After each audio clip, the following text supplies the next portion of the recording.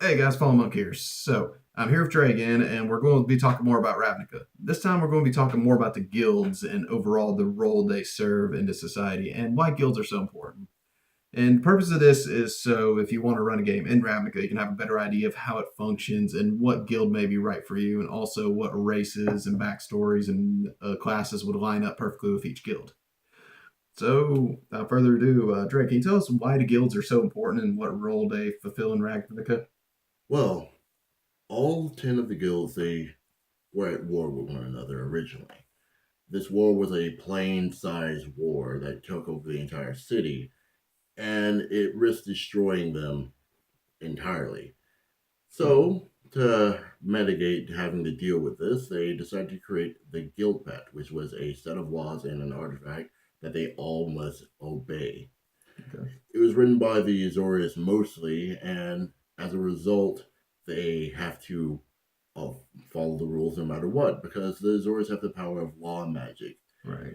So by writing it down, it's a law, and they have to obey.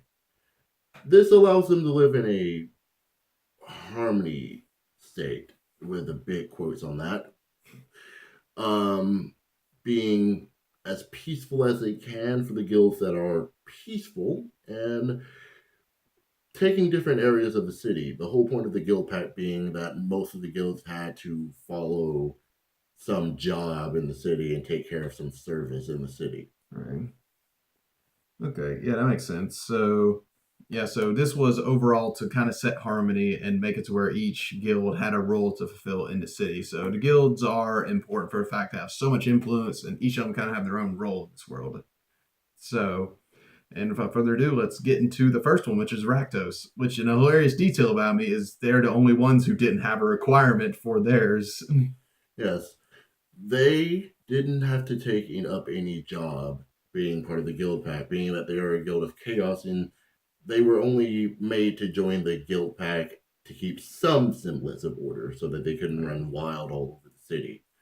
Right. Uh, they represent chaos and destruction and entertainment in a very twisted way, taking down entire city blocks so that they can perform these games and put on a circus to perform for the people and their demonic deity. Right. Because they're ruled by the demon lord Rakdos, right? Yes, and that's why they are known as the cult of Rakdos. All the members are chaotic and crazy um, performers who are risking their lives to give the people of the city a show that they can never forget Right. and wish that they could. Right, so more than likely, you're not going to live long if you remember Rakdos. As he said earlier, their policy is to live fun, not long. Most you will never see an old member of their ranks, and that's because most of them die in the middle of their acts. Fair enough. So, races wise, tieflings would lean more toward this because they naturally are going to be, if they're evil tiefling, probably going to want to be in the cult with the demon lord. So it would make sense. And other than that, they take all races, but races that lean more to chaotic side or just crazy characters in general, they'd fall in pretty good. For classes, it would be more like warlocks and bard. Warlocks being the fiend warlocks, and the bards just being the performers naturally that they are. In any class that would you want to use their skills for the show. So sorcerers and wizards if they had a bit more of a chaotic streak to them. Right, right. Because charisma characters would lean to this because performance being charisma skill. So any character with the performance background could fall into this, but warlocks they could actually have a fiend pack to Rakdos directly. So that'd be a pretty cool character in my opinion. Right, and that's a good summary of them. And next is it? Is are the mad scientists of the Ravnica world. Their job of the Guild Pact was to design new and interesting technologies for the city to use. And they do it in a way that can be problematic at times for their Mm, own health and others who are nearby. You don't exactly want to live near an ISIC laboratory, being that there are constant explosions going off. yeah, between them and Simics, this sounds like a pretty dangerous science life. And they are ruled over by a dragon. who fully supports their unique way of pursuing a scientific um, method. Hmm. So he definitely cares more about results than the risks. Yes. Being that he has lived for a long time, he doesn't exactly mind putting a high risk factor on these experiments. Okay. All right. So races wise, mostly humans, but I feel like adventure like characters would really lean toward this, like gnomes and dwarfs. And also changelings, you said, is a big member of that group as well. Yes. Oddly enough, they even have one or two intelligent goblins. Hmm. Interesting. Well, I think everyone wants to make a fun, explosive like goblin. Yes. And also, so main classes would definitely be wizards and artificers because they're like the closest to intelligence and inventor like classes. And with that, going into one that's probably one of my favorite guilds out of all these is the Gruul. The Gruul are primal. They live on the outskirts of the city, and their only desire from the guild pack was that no one was allowed to expand the city further into nature, being that they were losing their territory to the constantly growing and expanding city. What's left of the nature on Ravnica is very primal and very powerful and very dangerous if you're not careful. Right. And so races, they take any race, but the nature ones just going to lean more toward it. And there's a ton of nature races, so there's not much point in listing them all. And being that they're led by a Cyclops, they take all comers. They even have a few Minotaurs in their rank who are shaman like. Interesting. But yeah, and classes wise, druids, barbarians, and rangers is what we came up with because they're going to be the natural, like nature survivalists. So they're probably going to really be the ones that thrive in a setting like that. Right. And so them out of the way. Next is the Golgari.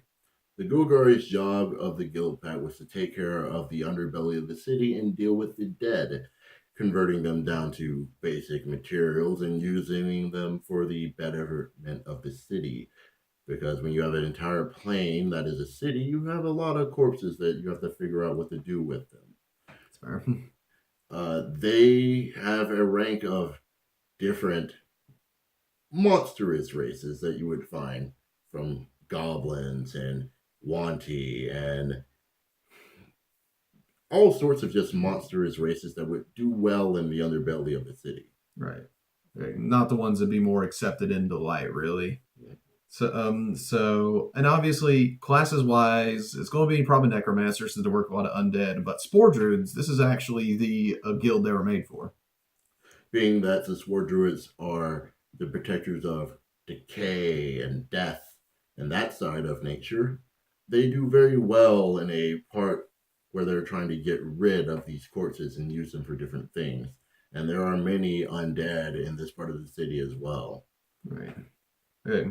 So yeah, that's pretty self-explanatory in that part.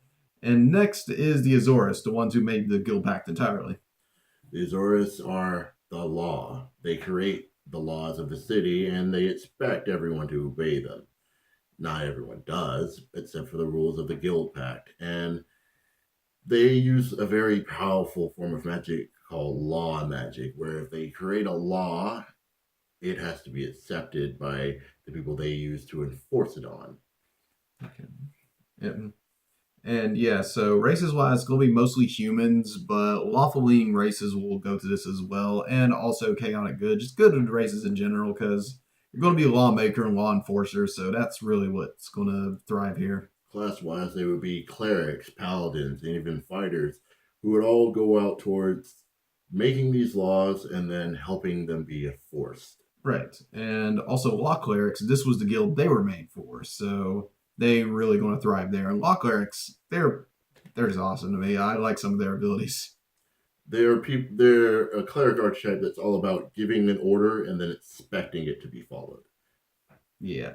It's a pretty rigid character, being perfectly honest. Lawful good, chaotic good would be more what they're about. Yeah. Being that they are all doing this for what they think is the betterment of the city. Okay. That's fair. And next is one that kind of falls in the same area to kind of overlap a bit, but not really an alliance, and that is the Boris. The Boers are the military of the city.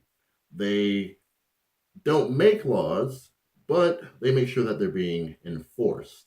They take jobs as city guards and they run the military and deal with threats that would try to raise up against the city. Originally, they were led by an angel, so being that that was the case, they do pretty well with the Azores. That's good there. Which is interesting because you said Azores are run by a Sphinx, right? Originally, yeah, they were. The guild pacts were originally signed by the original members, and some of the original members to this day are still alive. The one who was from Boris, isn't around anymore, but was originally an angel. Okay. That's interesting. That's one aspect I like the monster races that have control over some of these. And they would be more fighters and some paladins who would be good in a scrimmage. Yeah, it's kind of like the classically trained warriors. That's what you're going to get because you're going to have like a lot of city guard and knight type. So those would really thrive there. All right. And next is the Simics, which have their own race exclusive to this book, and it's really neat. And they're the other variant of the mad scientists taking it from another angle. They take life and they manipulate it and they change it in different ways. And originally, when they were made it part of the city, they were about helping people to make them live longer, live healthier. But then when a new leader was put into place, they were more about manipulating the person's form to give them different body parts and different abilities that weren't exactly beneficial, but Yeah. interesting. Kind of like eventually they started making human chimeras in Full Metal. That's really what we were leaning toward. And they do not have a problem with experimenting on themselves. Right. And so races wise, they do have some human elders that kind of do a lot of the experiments, right? They have a mix of human and elven, yes, Okay. that run the experiments for and will test it on themselves and willing and sometimes not willing test subjects. Right. And so classes wise, we kind of took from like the inspirations for that. We figured druids would really make sense for it because people that already turn themselves into animal-like creatures. Then being druids would make sense. Wizards for the researchers, sorcerers for maybe some of their simic experiments gave them their magic. And also blood hunters because their entire thing was an alchemical formula gave them their power. And also there's the lycanthrope tree in the blood hunter. So I figured those would fit really well for it. And if you didn't want to be one of those classes, you could be from that guild because you were experimented on, depending. Right, yeah. Because it doesn't have to be you did this willingly. It could be a Wolverine situation where you pretty much like Wolverine went into that willingly. That was a bad example. Well, they could have literally walked into your part of the town and taken you under the cover of night, and then take you back to one of their labs to experiment on you. And that's how Right. you get that Simic race that's in the book. Yeah. I should have done the chimeras from Full Metal. That would have made sense. Mm. All right. But anyways, next is the Demir.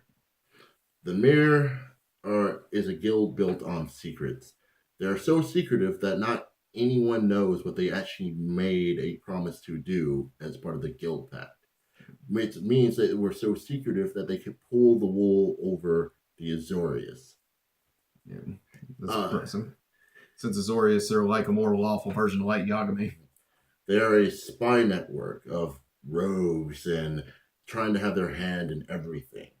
No one ever knows what the Demir are actually doing, but it's said that they have a little bit in everything that transpires in the city, especially the more shadowy things that no one knows about. Okay. Yeah, just overall, just kind of varied organization out for their own interest. And races wise, Changelings was one of the main ones they'd have. Another exclusive to Ravnica. Mainly because their leader himself, or itself, is a changeling. Okay. All right. And so classes wise, it was pretty obvious it'd be rogues. And Bards of Whispers works really well because that was Whisper's whole entire thing is gathering information, basically being the Bard assassin. And for you could also toss in wizards for illusionists and enchanters. They'd be good at interrogating, getting bits of information, but also altering someone's memory to where they may view the mirror in a more positive light and allow Okay. them to get away with something. That's a good point. Yeah. All right. And next one is one that kind of ties in with Gruul, and they kind of want similar things, but not entirely. They are more focused on the actual animals of the world. The Celestias, they're druids to the T, but they're more upstanding and righteous and pure compared to the Gruul, who are more savage. They're ruled over by a group of dryads, and they have a vast rank of people, like from animals and people, and their population consists of mostly elves and humans, but anyone who is willing to take that side of nature could probably join their ranks and not have too much trouble. Makes sense. So naturally, classes wise, we took barbarian out of this because it felt like this would be more to people meant around protecting nature. It would be druids and rangers, and also we did warlocks of the Fey Pact because you could obviously make a pact with them dryads, and that'd be your backstory there. And if you want to be a paladin, you could be the paladin of the ancients, which would be more aligned with the Fey because they are the ancients. Yeah, that works well. Well, all right. And finally, our last group, that is I forgot how it's pronounced again. The Orzhov. Mm. The Orzhov are the church of Ravnica. They are the religion that most people in the city follow. On the surface, they're a church of devout clerics and paladins, and they help people through healing them, and they offer services in exchange for tithes and offering. But on the shadow side of it, they're an organization of a business where they're using the profits they get off of the people to fund different activities that the church is involved. They're loan sharks where they'll offer you money in exchange for helping you, but at the same time, they expect to be paid back. Being at debt with one is bad news because you don't get to escape it just by dying. And honestly, you prefer to live than to die bound to the Orzhov. Because if you do, you'll most likely end up serving them in one way or another upon death. Right. Because all the other guilds, you can die and escape any debt you have with them. Not the Orzhov. If you die with the Orzhov, then they'll either bound your body or bound your soul to some form of servitude, which is why on the surface they would be clerics and paladins, and behind the scenes they'd be rogues. But with a clerics being a more evil aligned cleric, or even the death domain clerics, they could resurrect you in some form and make you bound to servitude. Yeah. And you said they're run by a ghost organization, right? Yes, they're ran by a ghost organization that its members change out every so often, but the ideals are still the same. Their business ruled over by very greedy entities who will help you in exchange for a price. That's fair. Okay.